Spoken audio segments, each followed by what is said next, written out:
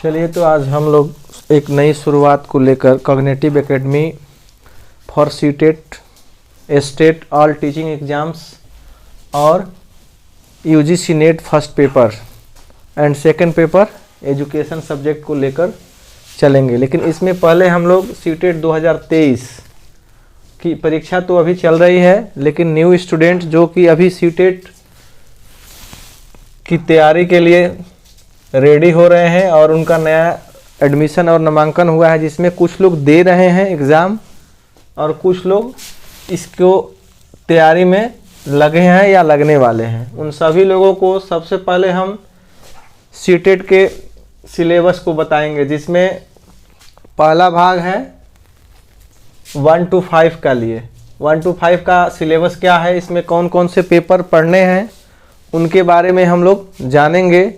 उसके बाद हम लोग इसके सिलेबस के अंदर विशेष रूप से जानकारी प्राप्त करेंगे, जिसमें आपको फर्स्ट पेपर है CDP, जिसको चाइल्ड डेवलपमेंट एंड पेडागोगी कहते हैं। उसके बाद से आपको लैंग्वेज 1, लैंग्वेज 2, भाषा 1, भाषा 2। भाषा 1 में हिंदी, इंग्लिश, संस्कृत। भाषा 2 में भी हिंदी, इंग्लिश और संस्कृत। दोनों का वैल्यू या मूल्य अलग अलग है। 30-30 नंबर की ये दोनों हैं।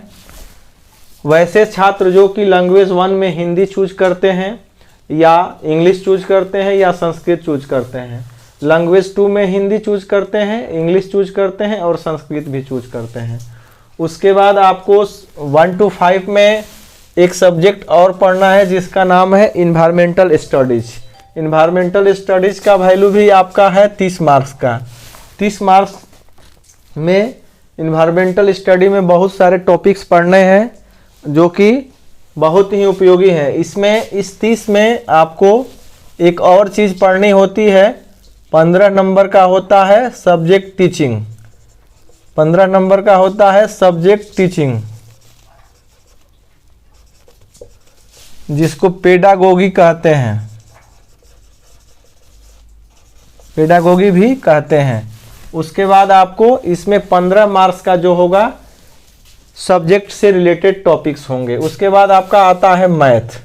मैथ में भी आपको 15 नंबर के चैप्टर से सवाल होते हैं और 15 नंबर के जो क्वेश्चंस होते हैं वो मैथ सब्जेक्ट के टीचिंग के होते हैं, जिसमें पेडागोगी और टीचिंग मेथड्स के बारे में जानकारी दी जाती है। उसके बाद आपका आता है, हम लोग चर्चा करेंगे लैंग्वेज 1 की। प्रॉपर रूप से अभी हम लोग लैंग्वेज 1 की चर्चा करेंगे। और लैंग्वेज 1 में फर्स्ट सब्जेक्ट है आपका हिंदी। हिंदी में आपको 15 मार्क्स की जो पेडागोगी से रिलेटेड चीज़ें आती हैं, उसमें क्या क्या पढ़ने हैं। उसके बाद से आपको गद्यांश पद्यांश जो है कि इससे रिलेटेड कितने 15 नंबर की चीज़ें होती हैं। इसमें आपका पहला है शिक्षण विधियाँ। हिंदी भाषा चूँकि भारत की सबसे अधिक बोली जाती है भारत में, और राजकीय भाषा का भी इसको दर्जा प्राप्त है। और दूसरी चीज़ कि प्राथमिक स्तर पे बच्चे जो है कि क्षेत्रीय भाषाओं में पढ़ते हैं, लेकिन हिंदी की बहुत ज़्यादा अहमियत है और उपयोगिता भी है।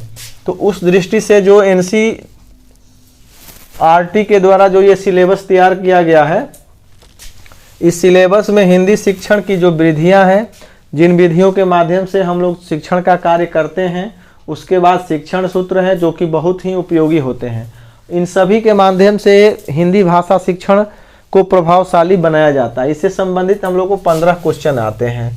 उसके बाद आता है आपका टॉपिक से रिलेटेड क्वेश्चन। टॉपिक में आपको गद्यांश और पद्यांश के रूप में पढ़ने होते हैं। इन गद्यांश और पद्यांशों से आपको 15 नंबर के क्वेश्चन होते हैं। इसमें क्या होती है कि कविताएं,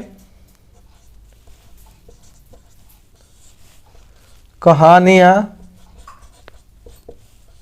इत्यादि से प्रश्न आते हैं और इन प्रश्नों को आपको हल करना होता है। जो कि आपके प्रश्न होते हैं वो बहुविकल्पीय प्रश्न होते हैं। उन प्रश्नों की जो प्रकृति होती है, इसमें 4 ऑप्शन दिए होते हैं और एक सही ऑप्शन के लिए आपको आंसर करना होता है। ABCD के रूप में विकल्प में आपको ये सारे दिए रहते हैं। ये सारी चीज़ें जो हैं कि आपको सीटेट 2023 को ध्यान में रख के हम आप लोगों को बता रहे हैं। इसमें आपको जो सारे सब्जेक्ट्स हैं उसके अलग अलग टॉपिक्स के अकॉर्डिंग आप लोग को क्लासेस चलेंगे, उसमें आपको प्रैक्टिस सेट दिए जाएंगे और प्रैक्टिस सेट के आधार पे आप क्या करेंगे कि उसके नोट्स को भी बनाएंगे और सवाल को भी हल करेंगे। उसके बाद क्या होगा कि आपका रिजल्ट निश्चित है। सबसे पहला बेसिक चीज़ क्या है कि इन सारी चीज़ों को पढ़ने के लिए एक स्पेशल सिस्टम है, वो है क्या कि NCERT की बुक्स।